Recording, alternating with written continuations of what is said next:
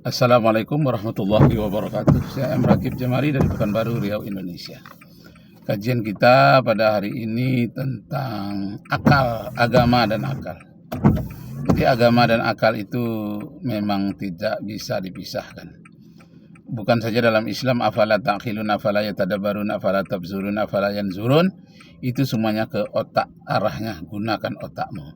Nah, tapi juga di dalam ajaran Bible milik orang Yahudi dan Nasrani, Ibrani 1 ayat 11 menyatakan iman itu pun harus dicek dari akal.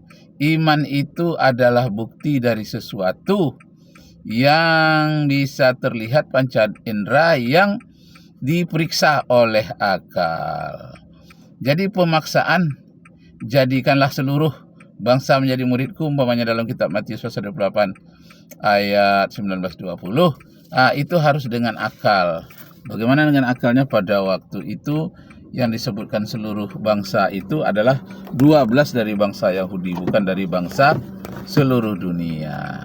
Nah, kalau dalam Islam itu dinyatakan ya ayuhan nas, hai sekalian manusia. Misalnya surah Al-Hujurat ayat 13. Ya ayuhan nas, inna khalaqnakum min dzakari wa unsa wa ja'alnakum syu'uban wa qabaila lita'arafu inna akramakum indallahi atqakum.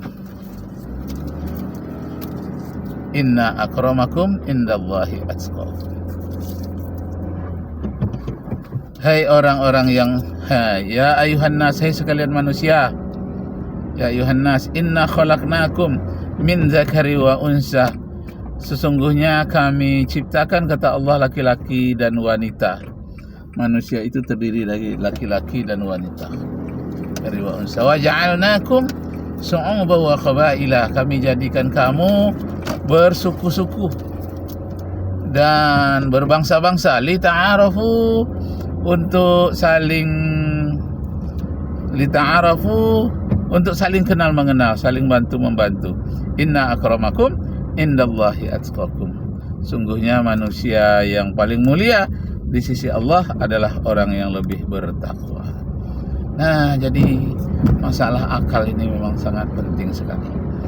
Kalau dalam Bible dikatakan cintailah Allah dengan segenap akal budimu. Jadi akal budi itu fitrah. Jadi saya karena dosen ilmu perbandingan agama, saya mengambil nilai-nilai luhur banyak di dalam kitab Taurat, Injil, kemudian di dalam kitab Theoteching, dalam kitab yang miliknya orang Yahudi, ada Perjanjian Lama atau kitab Torah, Seven Torah. Juga dia kata kita orang Nasrani, Bible, Injil, juga dalam kitab orang Buddha namanya kitab Weda, juga di dalam kitab orang Hindu namanya Tripitaka, yang di dalamnya ada Wajurweda, Semerti Weda. Itu yang Hindu, itu yang Weda. Kalau Tripitaka ini 3 juga Tripitaka. Ada Abhinama Pitaka, Vinaya Pitaka. Itu semuanya mengandung nilai-nilai luhur kebaikan.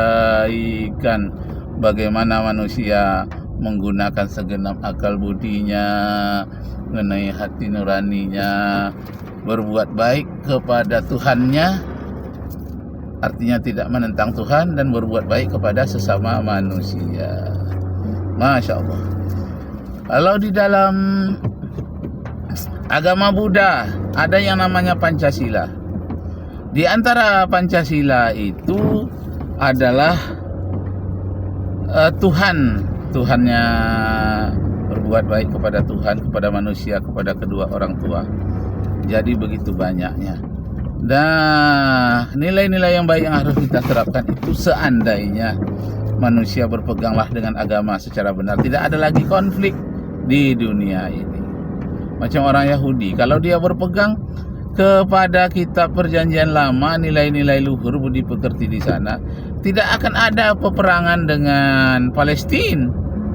Tapi karena dia tidak berpegang lagi kepada kitab Taurat, dia lebih berpegang kepada kepentingan duniawi, ingin mencoplok tanah orang lain, rumah orang lain, kawasan-kawasan orang lain, ingin mencoplok. Karena itu mereka menjadi rakus. Masya Allah. Nah, jadi akal. Jadi seandainya musnah seluruh agama, atau agama tidak sampai ke sebuah hutan yang terkurung, maka orang itu diberikan pertimbangan oleh Allah berdasarkan akalnya. Karena di dalam akal itu terdapat fitrah beragama. Dalam akal yang sehat itu terdapat keagungan-keagungan, walaupun bukan tuntunan langsung dari kitab suci, tapi ada wahyu Allah yang dimasukkan ke dalam akal.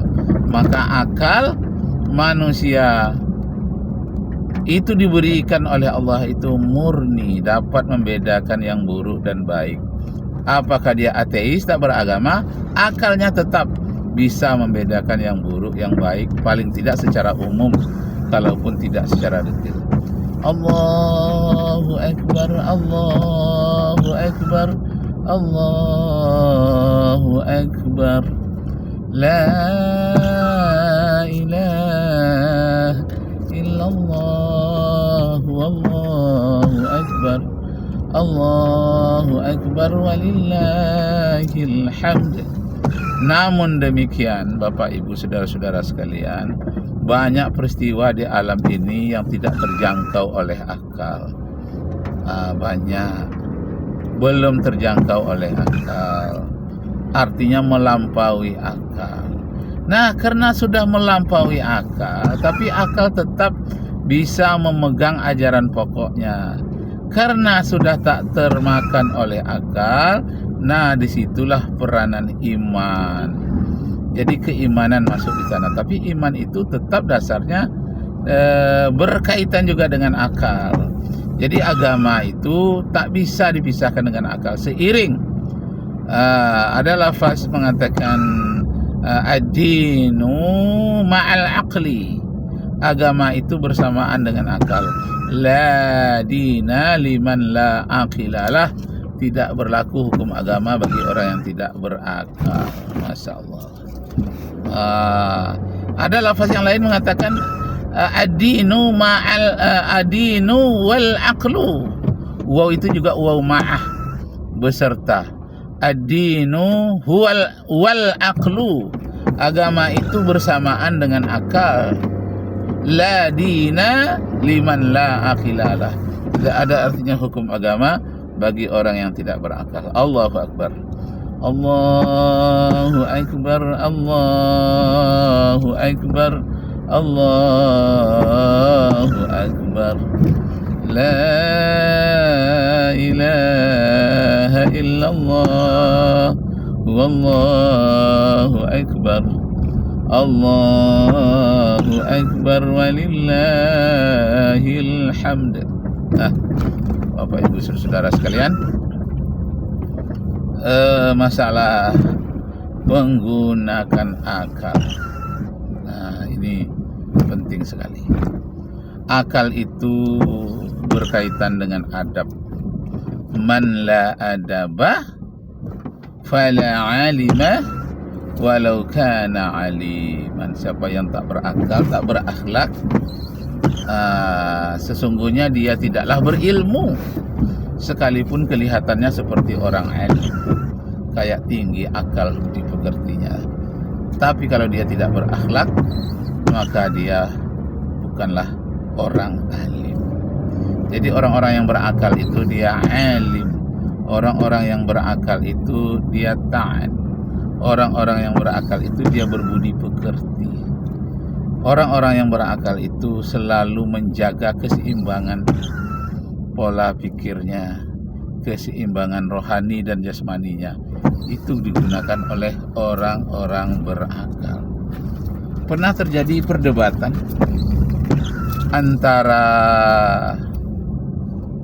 Nabi Muhammad sallallahu alaihi wasallam dengan istrinya Aisyah. perdebatan yang indah. Mana penting akal daripada ibadah? Aisyah mengatakan ibadahlah yang lebih penting. Ahli ibadah daripada orang ahli akal. Mana yang duluan masuk surga? Orang ahli akal atau ahli ibadah? Aisyah mengatakan ahli ibadah lah. Bagaimanapun hebatnya orang berakal, kalau nggak beribadah dia tak diridhai oleh Allah. Jadi kata Nabi Muhammad, ahli akal lah, orang berakal lah yang paling lebih duluan masuk surga. Kenapa? Seberapa hebatnya ibadah banyak dilakukan jika orang itu tidak berakal. Jadi masya Allah. Iya pula ya, kalau orang tak berakal, ibadahnya tidak ada artinya. Ibadah itu berarti hanya bagi orang yang berakal. Allahu Akbar, Allahu Akbar, La ilaha illallah, Allahu Akbar, Allahu Akbar, walillahil hamd. Bapak Ibu saudara-saudara sekalian, akal ini sangat penting dipelihara. Sampai-sampai salah satu dari maqasid syariah itu adalah hifzul akal, memelihara akal manusia, supaya akal manusia ini lurus, jangan berkelok-kelok dan dapat tuntunan dari Allah Subhanahu wa ta'ala.